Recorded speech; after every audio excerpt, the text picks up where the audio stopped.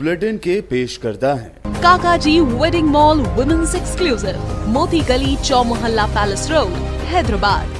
अस्सलामुअलैकुम, आदाब। मैं हूं मोहसिन और आप देख रहे हैं BBN न्यूज़। कोरोना के बढ़ते असरात के दरमियान जहां आवाम को 15 अगस्त के रोज़ कोविड-19 के वैक्सीन की लॉन्चिंग की खबर से राहत मिली थी, वहीं इसको लेकर आज एक और ख़बर सामने आई है जिसके मुताबिक भारत में कोविड के वैक्सीन को लॉन्च करने में 1 साल का वक्त लग सकता है और ये दवा 2021 में दस्तयाब हो सकती है। माहिरीन का कहना है कि किसी भी दवा के ह्यूमन ट्रायल के लिए 6 से 9 महीने का वक्त लगता है। ऐसे में 2021 से पहले ऐसी किसी दवा के दस्तयाब होने के इम्कान नहीं हैं। आपको बता दें कि कोविड-19 वैक्सीन पर 6 भारतीय दवासाज कंपनियां सख्त मेहनत कर रही हैं और दुनिया भर में 140 से ज़्यादा वैक्सीन तैयार हो रहे हैं। उनमें से 11 वैक्सीन इंसानों पर तजुर्बे के मरहले में पहुंच चुके हैं। ताहम माहिरीन और साइंटिस्ट के मुताबिक 2021 से पहले किसी वैक्सीन के दस्तयाब होने की उम्मीद बहुत कम है। उन्होंने इसकी वजूहात भी बयान की हैं। बताया गया है कि इस बीमारी पर काबू पाने के लिए वैक्सीन का तजुर्बा 3 मरहलों में होता है। पहले 2 मराहिल में वैक्सीन महफूज है या नहीं इसका जायज़ा लिया जाएगा, जबकि तीसरे मरहले में वैक्सीन की इफादियत की जाँच की जाएगी। हर मरहले में कई महीनों से साल लग सकते हैं। हैदराबाद में तैयार होने वाली भारत बायोटेक की वैक्सीन और जाइडस की तैयार करदा ज़ाइकोव DX वैक्सीन को पहले 2 मरहले की तजुर्बे के लिए इजाज़त दी गई है। वैक्सीन के मुकम्मल तौर पर जांच पड़ताल में कई महीने लग सकते हैं। ऐसे में माहिरीन का कहना यह भी है कि 2021 से पहले किसी वैक्सीन की उम्मीद करना जल्दबाजी होगी। माहिरीन का मज़ीद कहना था कि कोविड-19 को लेकर डरने या खौफ में मुब्तला होने की ज़रूरत नहीं है, बल्कि नेगेटिव ख़बरों से अपने आप को दूर रखते हुए इससे बचने की गाइडलाइंस पर अमल करने और अपनी सोच को पॉजिटिव करते हुए ज़िंदगी में आगे बढ़ने की ज़रूरत है। आइए शुरुआत करते हैं खबरनामे की और नज़र डालते हैं हेडलाइंस पर। कोरोना वायरस की वजह से तालीम पर असर, सिलेबस में 25 से 30% कमी लाने का प्रपोजल।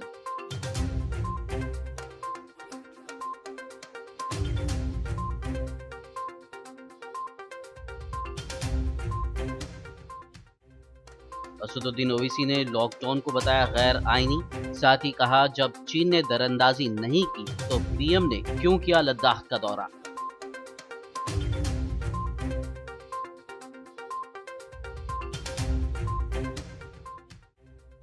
तनकीदों से चिरागपा हुए वक्फ बोर्ड चेयरमैन मोहम्मद सलीम, कानूनी कार्रवाई की दी धमकी, अस्पतालों को जल्द ऑक्सीजन सिलेंडर फराहम करने का किया दावा।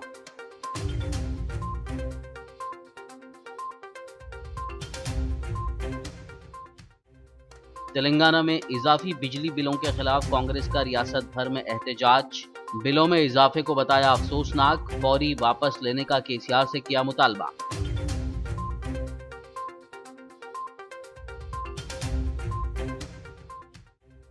चार मीनार और गोलकुंडा को सयाहों के लिए नहीं खोला गया। बढ़ते कोरोना के मामलात के पेश नज़र महकमे आसार खदीमा का फैसला, मुल्क भर के कंटेनमेंट जोन्स में मौजूद तारीखी मकामात को रखा जाएगा बंद।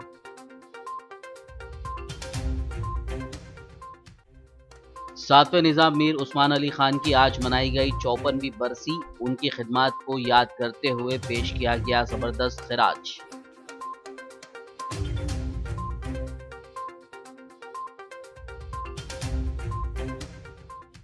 और अब खबरों की तफसील। कोरोना वायरस की वजह से तालीमी निसाब यानी सिलेबस में 30% कमी लाने का मंसूबा है।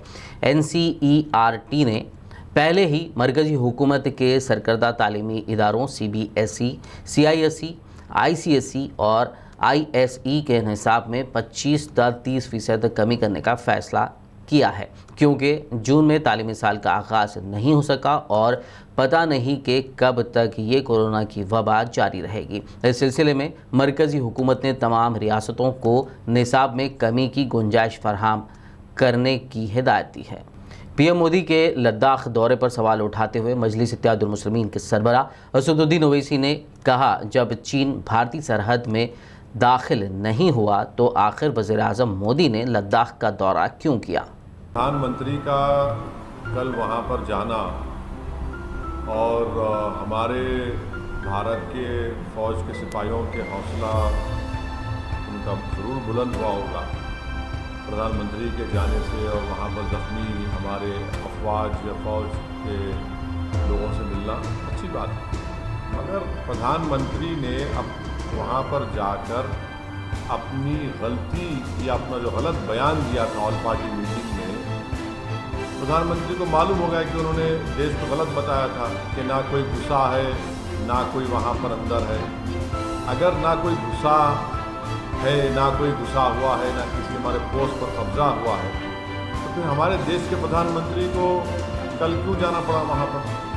तो प्रधानमंत्री ने सबसे बड़ा गूफअप किया, सबसे बड़ी गलती की, देश को सच नहीं बताया ऑल पार्टी मीटिंग में। और कल वहाँ पर जाकर उन्होंने ये बता दिया कि हाँ, चीन भारत की सरजमीन पर घुसा हुआ है, दुश्मन है चीन हमारा, हमारी सरजमीन पर घुसा हुआ है, चाहे वो डेप्सांग में हो, चाहे वो पोंगसोंग सू लेक में हो, चाहे गलवान वैली में हो, चाहे हॉट स्प्रिंग पर हो। इन चारों मुकामात पर चीन की फौज भारत की ज़मीन पर घुसी हुई है और प्रधानमंत्री को वहाँ पर जाना पड़ा। हैदराबाद रुकन पार्लियामेंट असदुद्दीन ओवैसी ने कोरोना वायरस के ज़िम्मन में लगाए गए मुल्क भर के लॉकडाउन को गैर आईनी करार देते हुए कहा कि इसके सबब दर्जनों अफराद की जान गई है और पीएम मोदी कर रहे हैं सेवा की बात। मैं प्रधानमंत्री से सिर्फ एक ही सवाल करना चाह रहा हूँ, वो अपने पार्टी के कार्यकर्ताओं से बात किए, वो उनके पार्टी का इंटरनल मैटर है।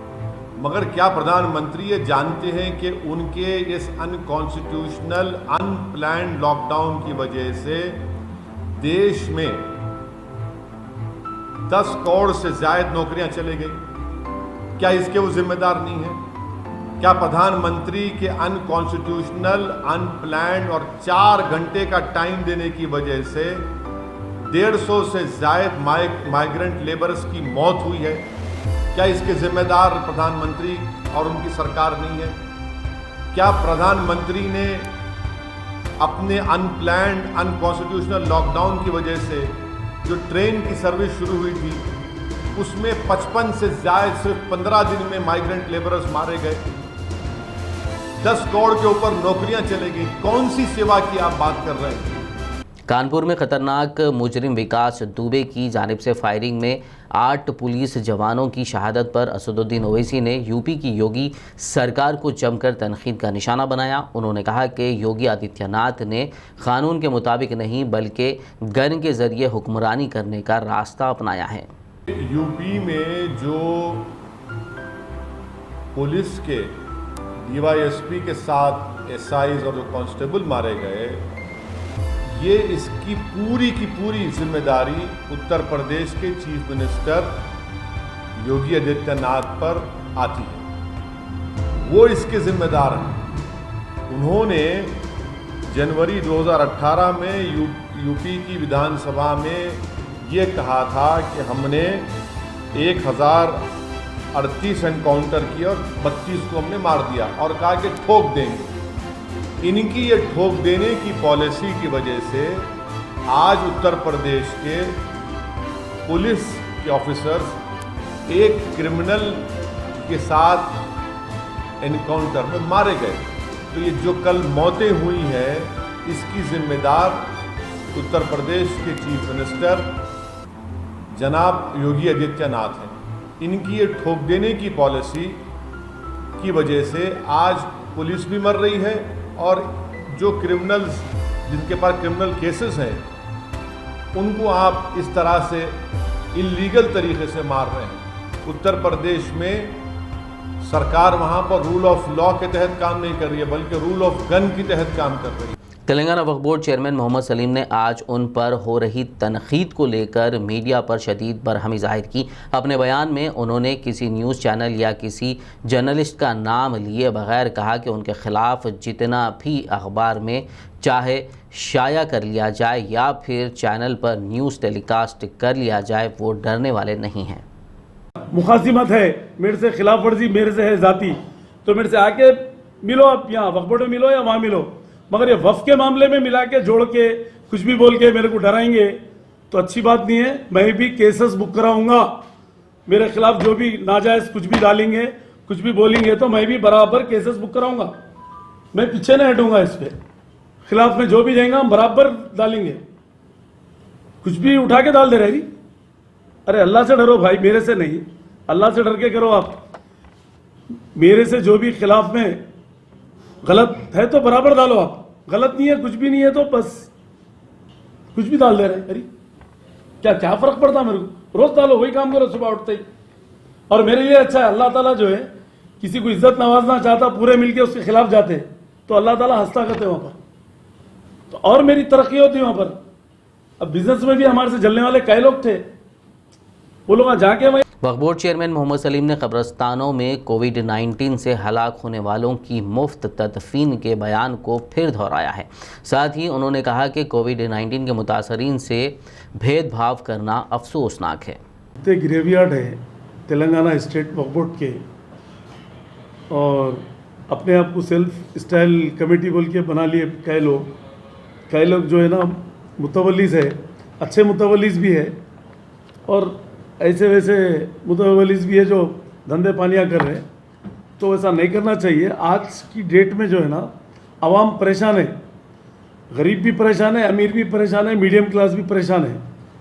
तो मेरी एक गुजारिश है आप लोगों से कि मुतवल्ली साहिबान से भी, कमेटी वालों से भी, सेल्फ स्टाइल कमेटी जो भी है, कब्रिस्तान अपना बोल के भी बैठे हुए बहुत सारे लोग, तो ऐसा मत करिए आप लोग। कोविड बोल के उसको अछूत बना दिए एकदम।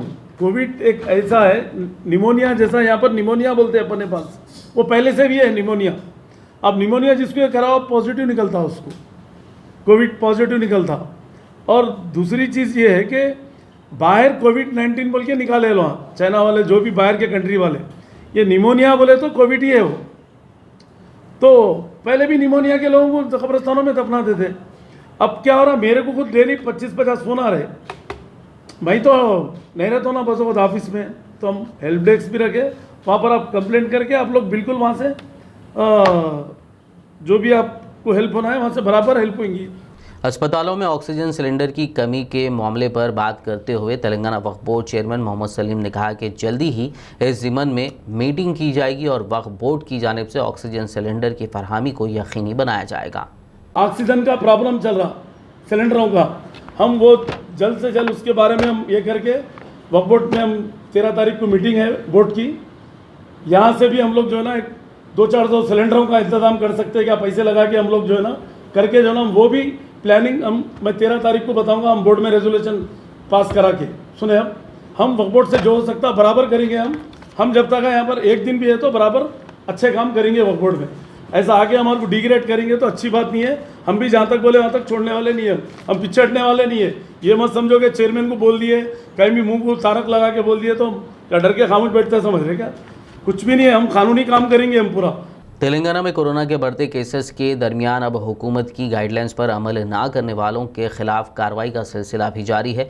खबर है कि रियासत भर में 23 मार्च से अभी तक मास्क ना लगाने वाले 70,845 अफराद के खिलाफ पुलिस ने आर्टिफिशियल इंटेलिजेंस के ज़रिए मामलात दर्ज किए हैं। बता दें कि मास्क ना लगाने वालों के खिलाफ नेशनल डिज़ास्टर एक्ट के तहत मामलात दर्ज करने के साथ साथ 1,000 रुपये जुर्माना भी आयद किया जा रहा है। तारीखी मकामात चारमीनार और गोलकुंडा को आज से टूरिस्टों के लिए खोलने की बात कही गई थी, ताहम महकमा आसार खदीमा ने इन मकामात को कंटेनमेंट जोन्स में रहने की वजह से बंद रखने का ही फैसला किया है। बता दें कि महकमा आसार खदीमा ने मुल्क में मौजूद तारीखी मकामात को सयाहों के लिए आज से खोलने का फैसला किया था, लेकिन कोरोना के बढ़ते मामलात को देखते हुए महकमा आसार खदीमा ने कंटेनमेंट जोन्स में मौजूद तारीखी मकामात को बंद ही रखने का फैसला किया है। वाज़ेह हो कि कोरोना वायरस की वबा के पेश नज़र पिछले 3 महीनों से इन सयाहती मकामात के पास सयाहों पर रोक लगा दी गई है। खबरनामे में फ़िलहाल वक्त हुआ एक ब्रेक का, मुलाकात होगी इस छोटे से ब्रेक के बाद।